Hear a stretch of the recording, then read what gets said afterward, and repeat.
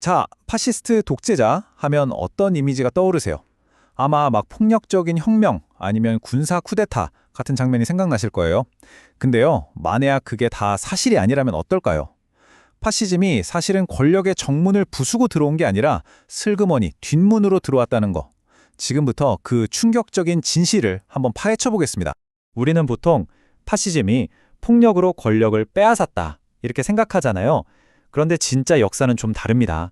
사실은요, 기존 엘리트들이 그들에게 권력을 넘겨준 거에 가까워요. 이건 혁명이 아니라 일종의 거래였던 거죠. 아니, 도대체 어떻게 이런 일이 가능했을까요?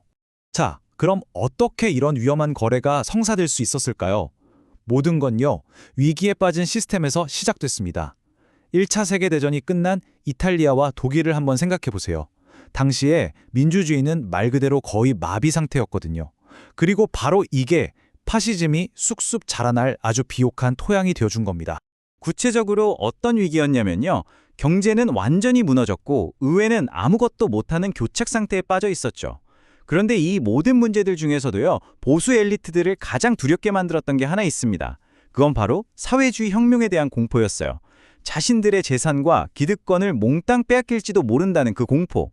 바로 이 공포가 그들을 최악의 선택으로 이끌게 되는 겁니다. 네, 바로 그 공포가 기성 정치인들로 하여금 파시즘이라는 아주 극단적인 세력에게 권력으로 가는 뒷문을 활짝 열어주게 만든 거죠. 그들은 정복자가 아니었어요. 오히려 초대를 받은 손님에 가까웠죠. 자, 이탈리아의 무솔리니 사례를 보면서 그 과정을 좀 더 자세히 들여다볼까요? 이 타임라인을 보시면 정말 흥미로운 점이 하나 있어요. 무솔리니의 이 로마 진군이라는 게 사실상 정치적인 쇼에 가까웠다는 겁니다. 물론 검은 셔츠단이 로마로 향하고는 있었지만 솔직히 국왕이 마음만 먹었다면 정규군으로 충분히 막을 수 있었거든요. 그런데 결정적인 순간에 국왕은 계엄령 서명을 거부해버려요. 그리고는 오히려 무솔리니한테 총리직을 제안하죠. 그러니까 이 진군이 성공한 건 군사력 때문이 아니었던 겁니다. 전적으로 국왕의 결정 때문이었죠. 바로 이 문장 하나가 모든 걸 말해줍니다. 폭력적인 정복자의 이미지? 그거 다 만들어진 신화였다는 거죠. 그는 말을 타고 로마를 정복한 게 아니에요.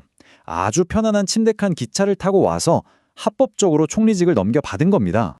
그런데 이 이야기가 이탈리아에서만 끝나는 게 아닙니다. 정말 놀랍게도요, 한 10년 뒤에 독일에서 거의 똑같은 정치적 각본이 그대로 반복되거든요. 주인공만 히틀러로 바뀌었을 뿐이죠. 우리가 흔히 히틀러가 무슨 압도적인 선거 승리로 권력을 잡았다고 생각하잖아요. 근데 이것도 사실과는 좀 거리가 멉니다. 1932년 선거에서 나치당이 제1당이 된 건 맞아요. 하지만 득표율은 37%에 불과해서 과반에는 한창 못 미쳤습니다. 심지어 그해 11월에 있었던 다음 선거에서는요.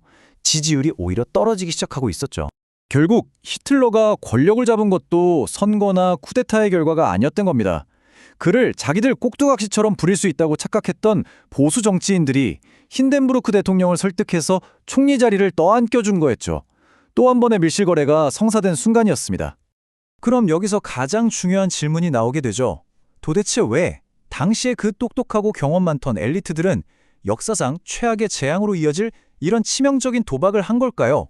대체 왜 파시즘에게 문을 열어준 걸까요?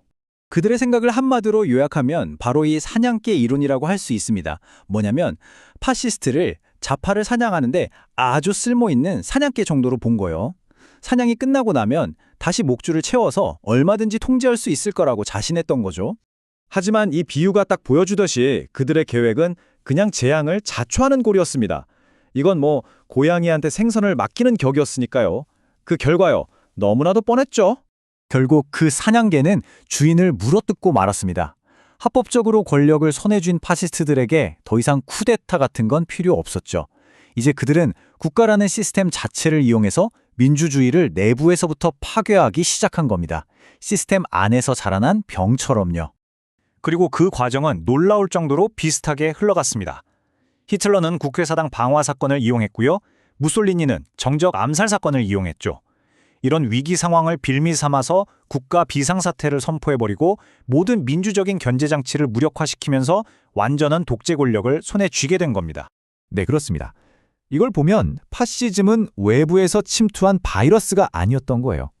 병든 시스템 내부에서 바로 그 기득권층의 도움을 받아서 자라난 일종의 암세포였던 셈입니다. 이건 단순히 100년 전의 옛날 이야기가 아닙니다. 이 역사는 오늘날 우리에게도 여전히 아주 중요한 질문을 던지고 있거든요. 만약 지금 우리의 민주주의가 위기에 처한다면 과연 누가 권력으로 가는 그 뒷문의 열쇠를 쥐게 될까요? 그리고 우리는 그들이 그 문을 여는 것을 막을 수 있을까요?